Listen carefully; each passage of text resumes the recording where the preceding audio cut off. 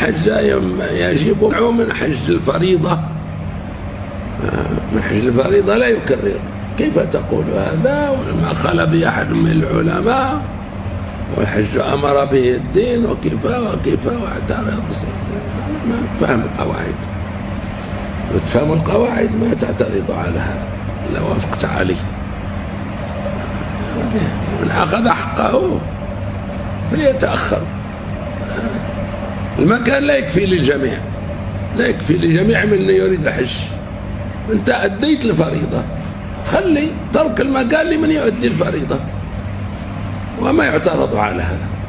لكن قلنا تعشيت وبغيت تعاود يسمح لك، لا يسمح لك إلا إذا تم الناس عشاءهم وبقية فضلاتهم لك أن تزيد.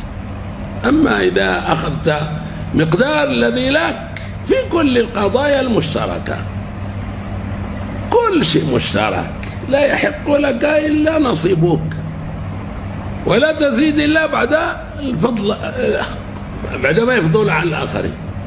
هذا مثله الغباء ولا في الناس والاعتراض، ويطلبوا مني أن أتراجع عن هذا الكلام. طلب منه استدرك وتراجع عليه، توب منه.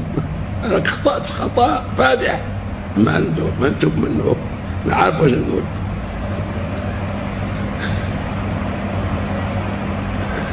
هذا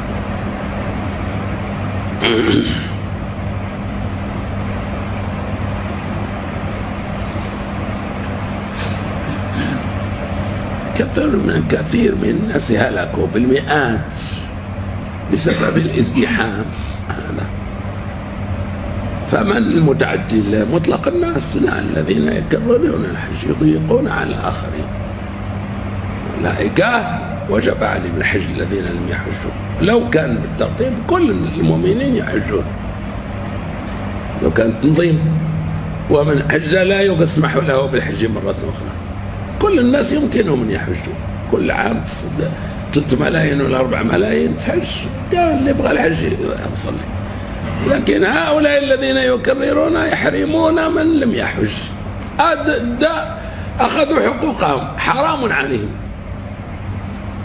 حرام عليهم أن يأخذوا حقوق بعدما أدوا حقوقهم، كالسكنات التي تقسم وكالأطعمة وكل شيء. ولهذا جعلت القرعة في كل ما لا يمكن أن يوفي بحقوق الجماعة كلها بالقرعة، بالترتيب بالقرعة. المكان غيره كافي. نعم.